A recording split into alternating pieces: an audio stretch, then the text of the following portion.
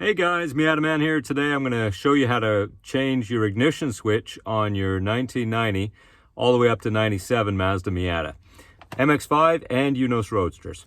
So that is what the ignition switch looks like. That's the new one. And I'm going to show you where it is. So on this side, that's where the key goes in.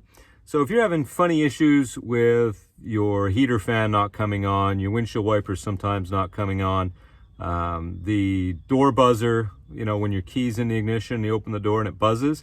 If that's staying on, even though the key's not in there, that means you've got a problem starting with your ignition switch. So I'm going to quickly show you how to do that right now. And bring you down here. What we're going to do first is take these two Phillips number 2 screws out of here. So I'll lay you back here for a second. There we are. I'm going to take our little stubby screwdriver because it's easier to use in here. I'll take the first one out. Now this plate here is this is an airbag car. This is a 1994. And on the earlier cars, a lot of times these plates were made out of plastic, especially the Canadian ones. I think most of the US ones all had an airbag from 90. So I think they all had metal cover plate. It weighs a little bit, so just make sure you hold on to it when you take it off. So now that we've got that off, we can see the ignition switch here. So it's right there. Now, before doing anything with that, we should disconnect the battery for safety. You're not going to really cause too many problems if you forget to disconnect the battery, but for safety reasons, I'm going to instruct you to disconnect the battery before you start any work on the car. So now that we've got access to it, we can unplug the electrical connector here at the back. So there's a little clip you push in on the face of it, and then you can pull it down. Now right away I noticed that this one's actually melted a little bit. Right there. So this one, this ignition switch has been going bad for a while. It's caused a lot of heat and it's melted the plug here. So next thing we're going to do is we're going to locate, there's a screw in here at the very top of this thing. And of course there's all kinds of wires in the way on this car. It's at the very top, up in where my finger is right now. I'll try and put a screwdriver on it for you. Here, let's get you set up here so I can get up in there.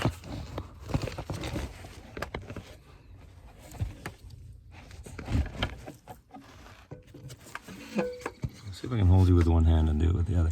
So basically it's on the very top of this here. So that's the bottom.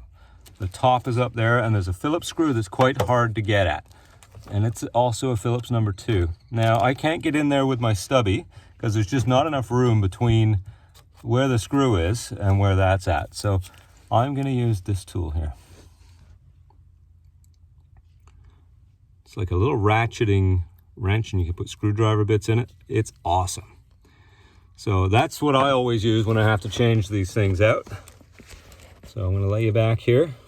I'll show you what the screw looks like after so you know what you're looking for. I'm going to wiggle that up in there, get it into the screw. Make sure I've got this going the right way. There we go.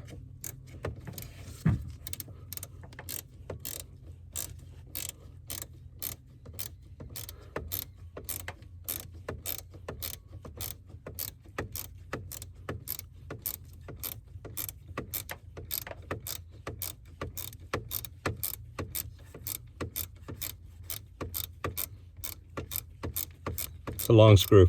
It's a lot of turns.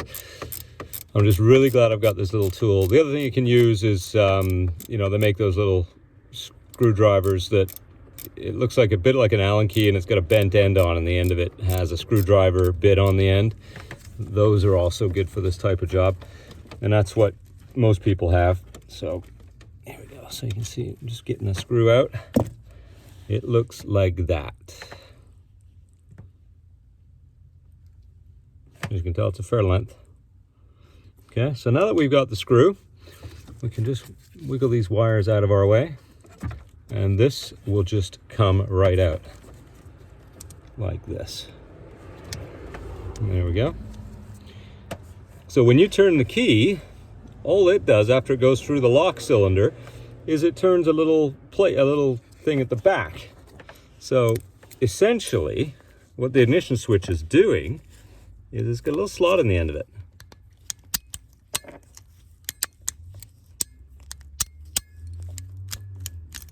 So, except in between this and the key, you've got that lock cylinder, so nobody can just, you know, take off with your car.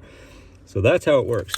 Now, this one here is quite melted on the inside. I don't know how well you can see that, but there is a fair bit of melt right on this one here. And that has melted the plug that's actually on the car as well. So it's a really good thing we spotted this when we did. And we'll put the new one in. Nice and new, not yellow like the old one. Yeah.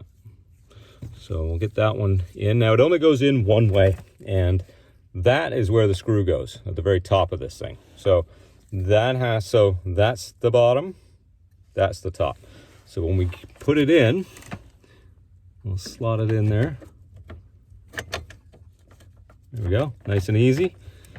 It's seated properly with the little blade that goes into that little slot there. So that's in there, it's perfect. So now we need to get our fingers up in there and get this screw back in to the hole, which is tricky, but I got it. There it is. So that's in there now. And then we need to tighten it down.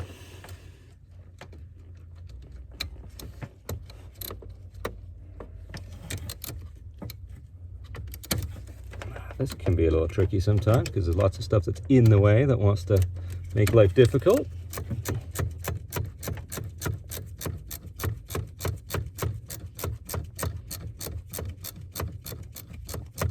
You want to make sure you tighten this all the way down. You don't want to tighten it too hard, but you definitely want it all the way in and snug. So you don't want that ignition switch to come loose later.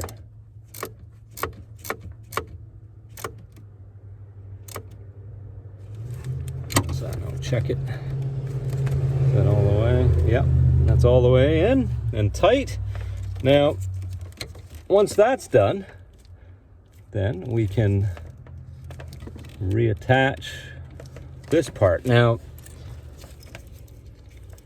this one's a bit dodgy, but all you do next is you replug this in like that, and once you're done, put your plate back on and you're good to go. That's how you do it. If you have any questions, put them in the comments. Let me know if there's any other videos you'd like me to make, and I'll get them up for you as soon as I can. Thanks.